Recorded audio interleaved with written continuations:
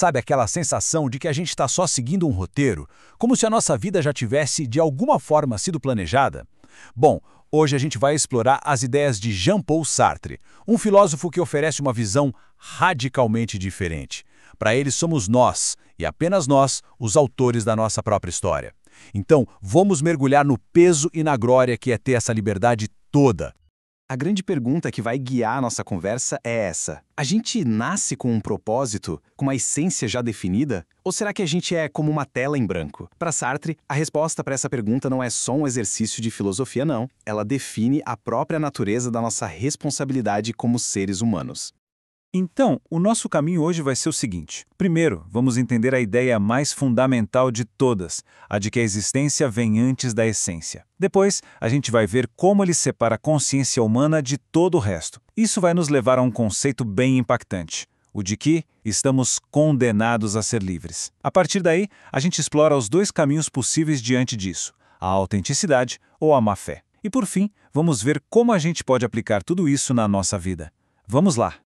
Tudo começa com uma grande inversão. Sartre pega séculos de filosofia e basicamente vira tudo de cabeça para baixo. A gente costumava pensar que a nossa natureza ou a nossa alma vinha primeiro, definindo quem a gente era. Sartre diz que não. A verdade é o exato oposto. E aqui está a frase que muda tudo. A existência precede a essência. O que isso quer dizer na prática? Quer dizer que não existe um plano, um projeto divino ou biológico para a gente. Primeiro, a gente simplesmente existe. Fomos, como ele diz, lançados no mundo, sem pedir. E só depois, por meio das nossas escolhas, é que a gente começa a definir quem somos. Pensa, por exemplo, num abridor de cartas. A essência dele, o propósito dele, foi pensada antes mesmo de ele existir, certo? Com a gente, é diferente. A nossa essência é construída todo dia, a cada escolha. Nós somos um projeto que está sempre em construção, e o arquiteto somos nós mesmos. Para deixar essa ideia mais concreta, Sartre nos dá um novo jeito de olhar para a realidade. Ele divide tudo o que existe em duas categorias bem distintas, e é justamente nessa diferença que está a chave para a gente entender o que torna a consciência humana algo tão único no universo. De um lado, a gente tem o ser em si, que é o mundo das coisas, denso, fechado. Do outro, o ser para si, o universo aberto, inquieto da consciência. Um é fato, o outro é possibilidade, e a nossa vida acontece exatamente na tensão entre esses dois. O ser em si é o ser das coisas, dos objetos. Uma pedra é uma pedra, ponto. Ela é completa, fixa, não tem futuro, nem passado. Ela simplesmente é. Ela não pode vir a ser outra coisa, não sonha em ser uma montanha. É pura matéria, sem nenhuma consciência de si mesma. E em total contraste tem o ser para si, que é a nossa realidade. A nossa consciência não é algo fixo. Pelo contrário, ela é uma espécie de nada, um vazio que percebe o mundo e se lança para o futuro. Nós não somos completos, estamos sempre nos tornando alguma coisa, nos definindo a cada momento.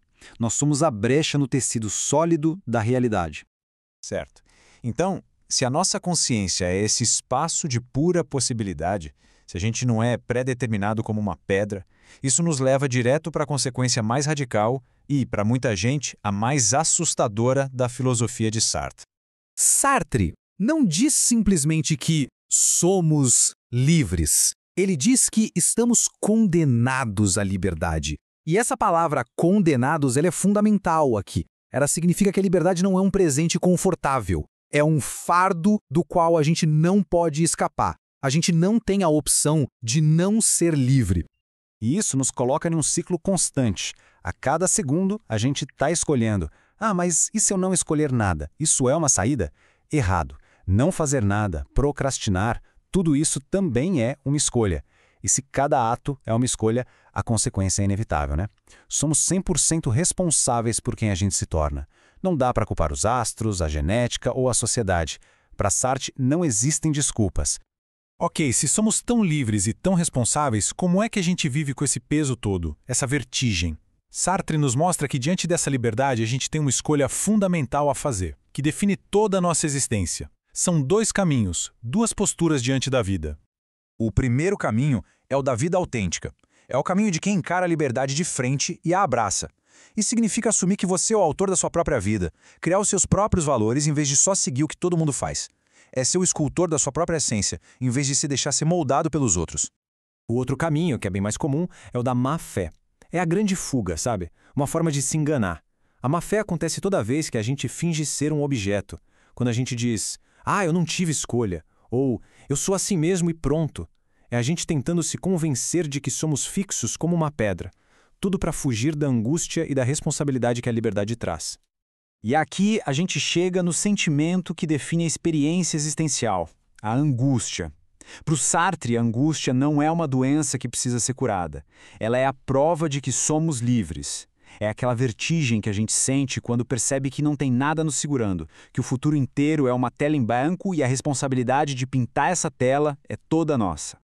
Olha só que diferença radical de outras teorias. Para Freud, por exemplo, a angústia vem de conflitos no inconsciente, de forças que a gente não controla. Para Sartre, isso seria uma desculpa, uma forma de má-fé. Ele rejeita completamente a ideia de um inconsciente que nos determina. A angústia não vem de dentro, de um lugar escuro. Ela vem da clareza, da lucidez sobre a nossa liberdade total. Então, peraí, se a gente é tão livre assim, as nossas circunstâncias, onde a gente nasceu, nossa família, nosso corpo, nada disso importa? Isso soa um pouco irreal, não é? Mas Sartre não era ingênuo. É aqui que entra o último conceito-chave dele, que amarra tudo isso à nossa realidade concreta. Sartre reconhece a realidade, claro.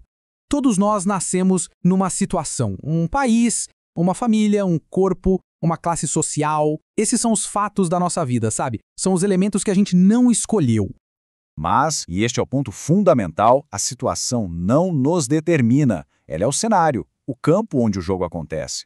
O que nos define de verdade é o que a gente faz com essa situação. A liberdade é exatamente isso, dar um sentido a esses fatos brutos através das nossas escolhas. No fim das contas, a mensagem de Sartre é sobre um poder radical. Mesmo na pior das situações, numa prisão, numa guerra, numa doença, ainda existe um espaço de liberdade que ninguém pode tocar. A liberdade de escolher a nossa atitude, de definir quem a gente vai ser em resposta àquilo tudo. Somos nós que sempre escolhemos o que iremos nos tornar. E assim, a filosofia de Sartre devolve toda a responsabilidade para a gente. Não tem um destino escrito nas estrelas, não tem um manual de instruções para a vida. Nós somos os autores da nossa própria história. A caneta está na nossa mão. A pergunta que fica, então, não é para o filósofo, mas para cada um de nós, qual vai ser a próxima frase que a gente vai escrever?